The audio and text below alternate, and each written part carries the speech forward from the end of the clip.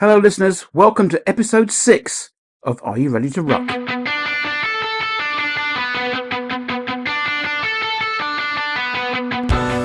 Hello, my name's Kevin Borras. Welcome to Are You Ready to Ruck? A mini podcast series in which I talk to experts in road user charging from the SPRUCE network.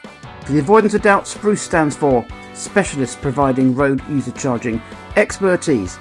If we're talking about road user charging expertise, you cannot have a discussion for very long without mentioning the name of Mike Hayward. This is episode 6. Mike is our 6th expert. I'm actually at Mike's house. Most of it has been done by Zoom. I live near Mike. Let's do it in person. Hello, Mike. Hi, Kevin. How are you doing? I'm fine. Thank you for inviting me to your lovely house. No, you're welcome. I'm looking forward to speaking, but you want to say something before we get going? Yeah, I just wanted to say, and this is something that a lot of my clients ask me to say, is that I'd just like to mention that anything I say is my personal view and not that of any clients who might be listening or might be I might have worked for or be working for. Yes, no, it's just in case. I think Exactly. I think we've covered that now. I think that's absolutely fine and a very good idea. If anybody else wants to say that in future episodes, I think that's very, very wise. Okay, so Mike and I have known each other for 25 years, pretty much, haven't we? At least, yeah, absolutely. Yeah. So, but for some people maybe listening to this, incredibly, that don't know you, let's just imagine that's possible. So, Okay. Could you introduce yourself to the listeners? Tell us about your day job, and briefly mention, because this will take too long if we don't. Yeah, I was going to say, how long have you got? Some of the prominent road user charging projects you have worked on. I'll be saying brief because this is going to be out on LinkedIn, and I was told by a LinkedIn expert, don't go over 11 minutes. Okay. Because people don't listen or watch anything for more than 11 minutes on LinkedIn, which says a lot about people's concentration spans. But however, so let's give a potted history of Mike Hayward in the RUC world. Right. Okay. Well, where do I start? So for the last 16 years, I've been working as an independent consultant in intelligent transport systems, electronic toll collection, road use charging systems, that sort of area. I've been a chartered engineer for over 30 years, and during that time I've worked for most of the UK engineering consultancies, people like Atkins and Hyder and Carbro.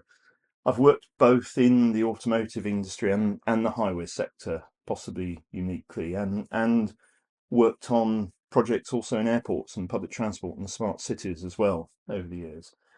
I first got involved with roads almost exactly 40 years ago today. As an undergraduate electrical and electronics engineer, I wrote to a local electronics firm in Oxfordshire asking for a holiday job and had an interview. And they gave me a job working on a project for the Department for Transport, which was called the Traffic Core Sensors Automation Project. Yes, I found out about that many years later, but I remember you telling me you worked on that. Yeah, I mean, not a lot of people remember that project now, but it was a system to automatically collect traffic data from many hundreds of sites around the UK that were previously manually, the data was manually collected and formed part of big traffic models and what have you. The team I worked in there were developing some really advanced roadside data loggers. You've got to remember this is 40 years ago. Yeah. We actually built our own RAM board. And then a RAM chip came out about a month later. That system sent all sorts of traffic data to a big central computer in the Department for Transport. After finishing my degree, I then went to work for Jaguar in Coventry as graduate trainee and that's where I learned all about how to put electronic modules into vehicles in volume production, which was, really good grounding. Just for the car enthusiasts, one of the projects I worked on there was the long wheelbase version of XJ40. Which, according to the internet, was used was used for Prime Minister's cars during the 1990s. So we didn't know at the time, but there we go. I moved fairly early in my career into consultancy with W.S. Atkins, who I'd never heard of at the time, but became the biggest thing in ITS. Jaguar became a client, and I got involved after several years. I got involved again with Jaguar in the early research into what was at the time called road transport informatics, which is where the RTI and Ertico comes from, by the way. And that became ITS, of course. And all that work culminated in the production launch by Jaguar of the first adaptive cruise control on SK8, which many of you will have on your cars now, I suspect. Yeah. I don't. No, I don't either, actually, but there you go. after that, I moved to what are now Sweco, which was Carbro at the time, and then to Arcadis, which was what was Hyder Consulting, getting more and more into the implementation of technology infrastructure and control room systems on the strategic road network. Projects for what is now National Highways, which was Highways Agency.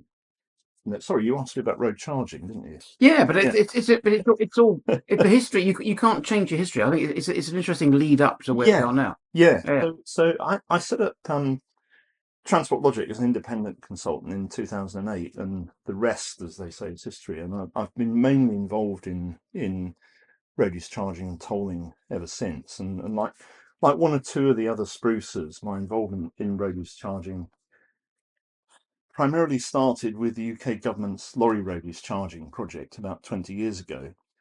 However, that wasn't implemented, so we all had to go and find other things to do. yeah, So since setting up Transport Logic, I've worked for both government and private sector clients on tolling and road charging automation and ITS projects as well, control rooms and that part of the market as well.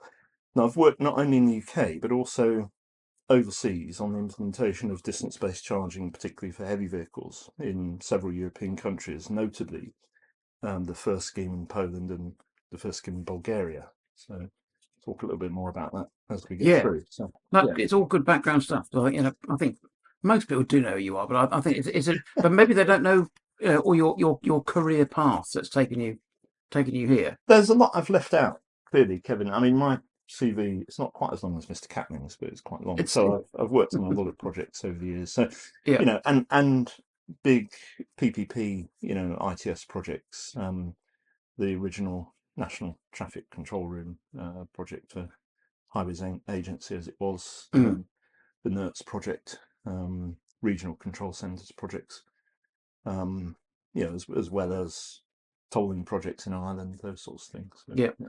No, it's been interesting. Obviously, I've known about most of these things. I've kind of tracked you over the. After I ring you and go, I can't talk now. Well, and, Now, and we worked yeah, together on Thinking Cars, we didn't did we? we worked For a together on while. a Yeah, project. But yeah, sometimes ringing Mike is always an interesting thing to do because you ring him and you think, okay, well he's definitely abroad then. Oh, can't talk, can't talk now, Kev. I'm in Kazakhstan. Oh, okay. Or Azerbaijan, or you're in Bulgaria. But it's always interesting. It's like yeah. Mike Roulette. Where's Well, Mike going to be? I never quite know where I'm going to end up next. I'll get this call from the World Bank. Oh, can you read this, ITS strategy for wherever, Serbia or somewhere? And you think, oh, well, that's nice. I've never been there yet, so yes, I It's can. like a travelogue, isn't Yeah, it? yeah, So, I mean, I think the interesting thing, working with you, Spruce team, is it's as it says on the tin, a partnership of road user charging experts. You all bring something different to that. Let's call it a party for this episode. So, what is your USP, your unique selling point? What do you bring to the Spruce network that the other 11 don't? Or yeah. Well, I'm not aren't, sure should I about say? the other 11, but certainly, maybe some of them aren't. But I'm a chartered engineer, so my main interest is in delivering projects for clients, and within that, delivering on time and to budget, to solve a specific need. So it's very much coming at it from the engineering solution and how can we help the client with a problem, and that's bringing a certain discipline that Mm, comes with that. So clients I've found also appreciate that I bring an independent view, and they've said this, which helps them avoid making mistakes and allows them to validate their approach. They might not have a big technical team on their side, so bringing some experience is quite key for them. As technical advisors or engineers, we're often brought in to projects too late, when bad decisions have already been made. So, the opportunity to provide that advice early in a project is quite rewarding, and also, hopefully gives the client some value. Some of the most important advice we give is right at the start of the project during the definition phase. So the knowledge and experience deployed at that stage can save time and avoid ending up going down the wrong road. So, I'd say the biggest value that we add for a client is during the preparation of requirements, and investment in expertise and advice during that definition phase pays dividends in the later stages of the project. yeah. So, In the context of Spruce, I think my main USP or value add, at least, is having been at the coalface of implementing, testing, and operational go live of several big systems. So over the years, my work's involved verifying performance of installed systems that employ a full range of technologies used in road charging, such as DSRC, GNSS, and automated number plate recognition, both for enforcement and charging. So I've witnessed testing of DSRC onboard units, GNSS on operational back office systems, commercial back offices, enforcement equipment, and the overall monitoring of system performance. So everything, basically. Really, yeah. You bring everything to the party. Yeah, that's good. That's a good answer. Yeah. So, you've worked on many different projects across the world in different countries, different authorities, different outcomes, different goals, etc.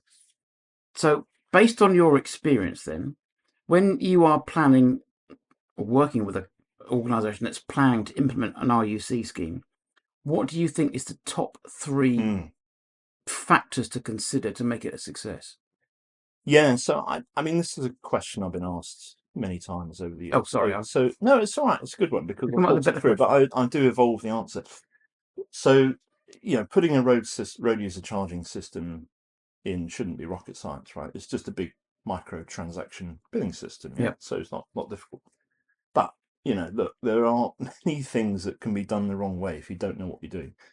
These things will increase the risk of delivering a project successfully. So, yeah, my first takeaway would be keep it simple. In the past, some governments have tried to introduce complicated charging schemes, complicated technology, options, and they failed.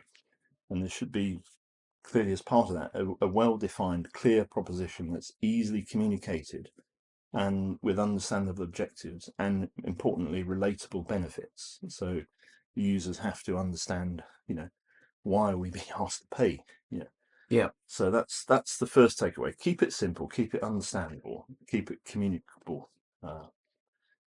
Then, good example of that. So distance-based truck charging in Europe was sold originally on the basis that it was fairer than a time-based charge. Yeah. There were a lot of time-based vignettes in Europe that trucks had to pay. So when the LKW MOUT scheme was introduced by the German government, they calculated the cost of wear and tear on road surfaces from heaviest trucks was approximately 60 times that of a car. It was all about sort of making those that were using the roads more, causing the most wear and tear, actually pay a proportionate amount. Yeah. So, and there was a lot of transit traffic that they were just getting no revenue from. I mean, it's possible if you've got a big truck to fill up in a completely different country, pay no fuel tax, and drive all the way across your country without paying anything. So that is another sort of driver for introducing distance-based charging. Generally, when the road charge is levied, it must be clear that the proceeds are being spent on something visible, so improving the condition standard of the road transport or transport systems. Otherwise, it's a difficult sell. In Poland, the proceeds were used to create a road fund to fund the improvement of the national motorway network. So we could actually physically see roads being improved after the money started to come in on the system. So that was really obvious and quite rewarding. And in Austria, ASFINAG is fully funded, I think, by the heavy vehicle charge and the light vehicle vignette. So there's no drain on the general taxation. So another good example of having a clear proposition, but this time is from the private sector, is what the M6 have done recently with their new Breeze account. So it's what I would say is a clear, understandable proposition to the user. So you open an account, you register in the system, and you pay only for the sections of the road network you use. So rather than pay for the travel on the whole road network using a flat rate, you only pay for those zones that you travel through. So again, that's an example of it's not quite distance-based charging, but it's pretty close. Yeah. The second takeaway I would say is don't reinvent the wheel. So road use charging is now a mature technical discipline. Many of us in SPRUCE have been working on it for quite a number of years, as others have said. So as well as experienced advisors like SPRUCE, though, there's also good supply chain partners out there now who can deliver really reliable systems, so the market can provide the solutions that you're looking for. But you need to be careful. There are many pitfalls when procuring a large, complex technical system involving IT, roadside equipment, in-vehicle devices, and everything that goes with that, such as security, customer services, and supply chain logistics. So the second point to sum up, is important that scheme promoters use experienced advisors to ensure tender specifications cover the right things to the right level of detail, with requirements that are deliverable by the market and testable. I'm not going to say which ones, but quite often we see tenders where requirements are not defined in a way that allows the market to provide the best solution. So Yes. leverage that advice is my second takeaway Mhm. there. Third and final one is do not give up. And one of my recent clients had this on a poster in the stairwell. So this, do never ever give up was the poster. So this particular road is littered with many projects that have been shelved, and we in Spruce made a list of these recently on our calls. I think we counted a couple of dozen. Some of these projects were ill-conceived, but some, they didn't deserve to go forward, but some were clearly badly executed. And this underlines the importance of careful planning and avoiding the pitfalls of, that I referred to earlier. Keep it simple and leverage professional experience. Yeah. Now, it's funny, so talking about public acceptance and media campaigns. I'm going to Slovenia next week. Yeah. If anyone's driven on the toll roads in Slovenia, they're like carpets. Beautiful roads. Right. No, and but they've been there for 20 years. When the Slovenian government and DAS, is the road authority, implemented the scheme, the first thing they did was tell the drivers in Slovenia, yes, you're going to be charged to use this road, but look at the road you'll get. This is it. And it was, I'm sure there was a number of groups who didn't want it, but you drive from the coast up to Ljubljana. Yeah. It's like you don't notice. There's no potholes. It's beautiful. It's a lovely road. And the same as you drive through and go from Austria down to Ljubljana. It's incredible. But the drivers are aware of, okay, I've paid, but this is why I've paid. I think this is a good point, Kevin. I mean, if you give people the choice as well, because I mean, in the UK we've got a situation where people do have a choice. They can use the M6 or they can use the M6 toll. Yeah. People pay to use the M6 toll because they like the proposition. Its journey time is reliable. The service, the road is smooth, as you say.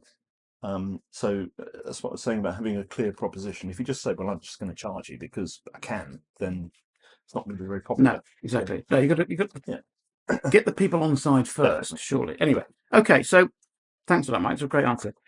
So you've worked in the RUC space for, I'm going to say many years, okay? As have I, and I'm added together a lot of years. Have there been noticeable or notable, really, schemes that you've worked on or come across or you've kind of heard about in which you've kind of taken elements from them and thought, actually, that's really clever. I like that. And you've put it into your own work. I mean, it's same with music. You can come up with your own song. That's right. But you try and listen to a rock song that doesn't sound a bit like a Beatles song. Good luck, because there's only so many chords, right?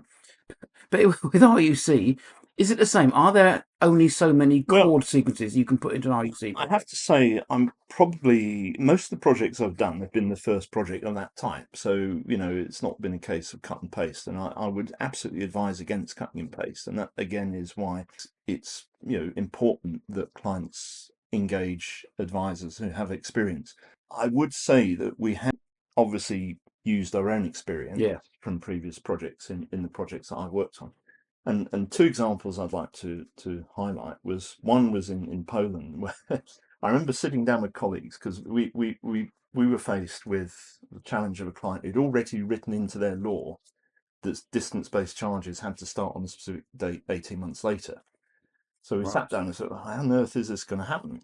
How's this going to be achieved? So I just finished the procurement of a couple of big PPP projects in the UK. So suggested that what we needed to do was use a service contract model, where the service provider took responsibility for delivery and technical performance. And we decided the only way was if one contractor was made responsible for not only implementation, but also the operation of the system. So one contract for everything. And the ministry also sort of agreed with that, because setting up an organisation within government within that time period wasn't going to be possible. So we got the job there, developing the service specifications for that.